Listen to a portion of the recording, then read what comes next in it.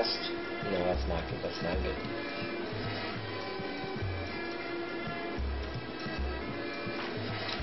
Hi, Phil Bailey Photography, coming to you.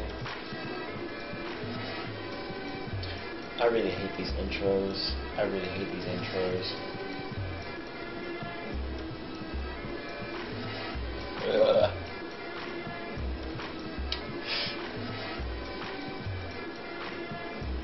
But what do you say?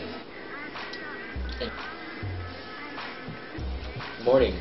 Phil Bailey from Phil Bailey Photography. I got a short little talk that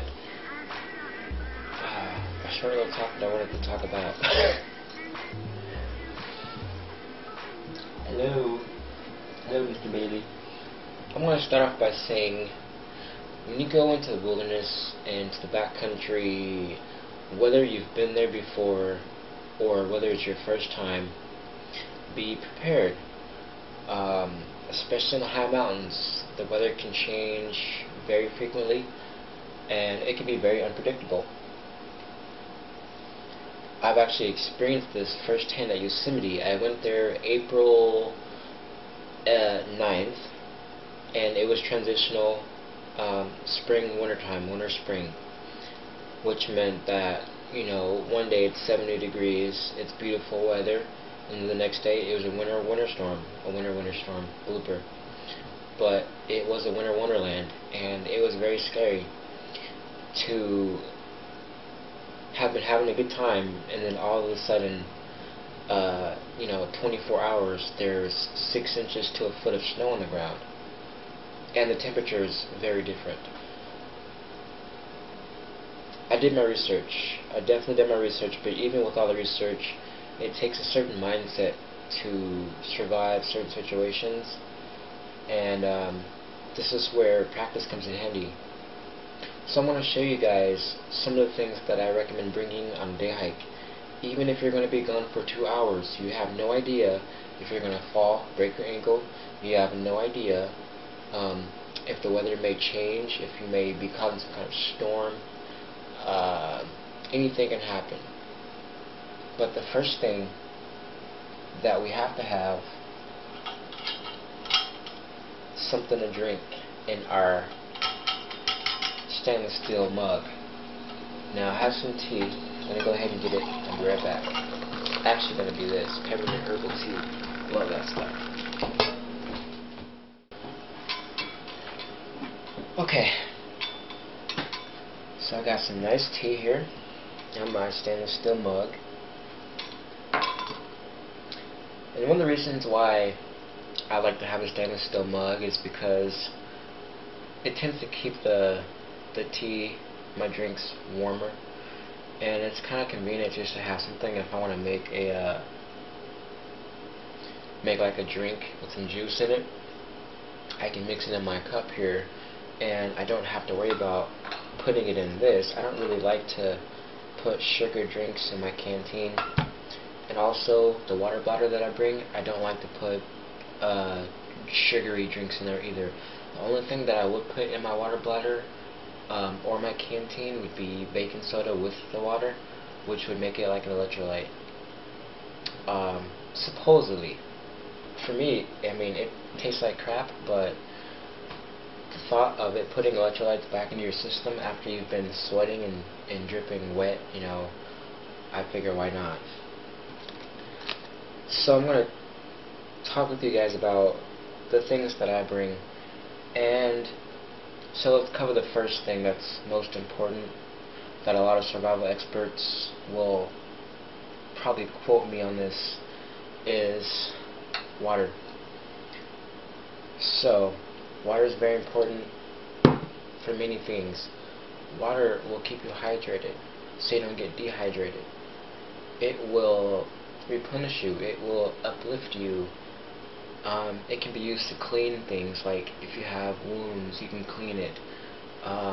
Clean water, that is, you know, not dirty water. So water is the first priority. I usually carry at least my canteen, my water bladder, which you can't see, and on long distance trips I will bring a stainless steel mug.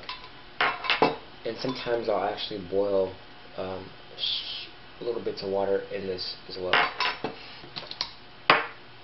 Some people bring these. I don't.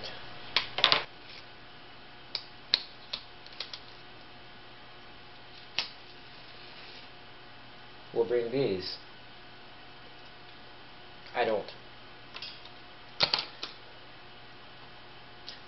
Now,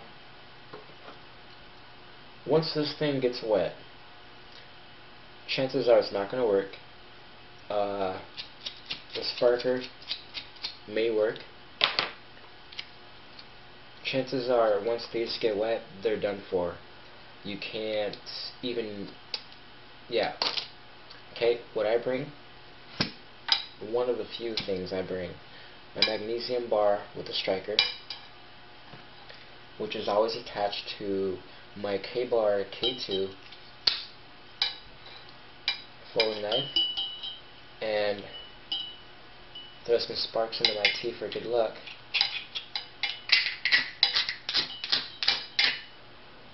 It's being silly, but these two things, they never go without each other. They coexist. You have magnesium on one side, you can scrape into a pile. Then you have the striker on the side, which I just showed you. You have the knife. It's got about a 3/16 inch spine, good for splitting wood. I split, wood thumb sized. I've used it to carve, to make things like feather sticks, which is a tinder making method. So it has its uses. And also, you can see here, I have a little pair, like carabiner type. It's not really a carabiner, it's just like just a little hook thing. But I definitely carry these. I like to have as many little hooks as I can because that assures me that something is going to be hooked to something, so it will stay around, hopefully. So we've covered water, we've covered fire, and we've covered a knife. Three very important things. Now, the other important thing that you need to consider is shelter. Things that I carry for shelter are tarps, rain jackets, trash bags, a bivvy,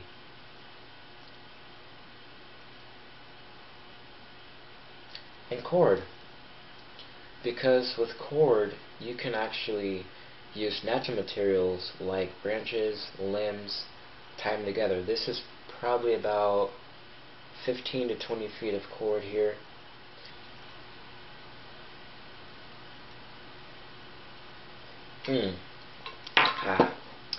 Still pretty hot.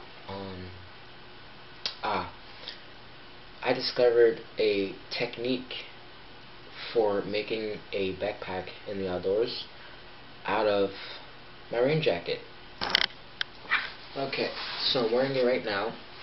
If you can see this, it's actually a one strap, and I'll show you this a little bit better. But basically, it's a one strap. I actually have another backpack inside of it.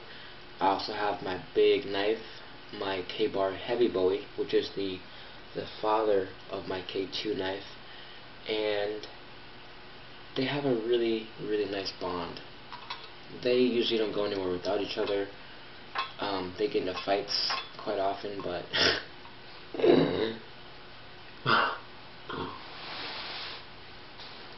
it's actually a top-loading bag. And I tied off the bottom, cinched it down in there. It's top-loading, so if I unzip it, I can pull out my big K-Bar knife there, put it back in there, zip it up, flip it around, and there we go.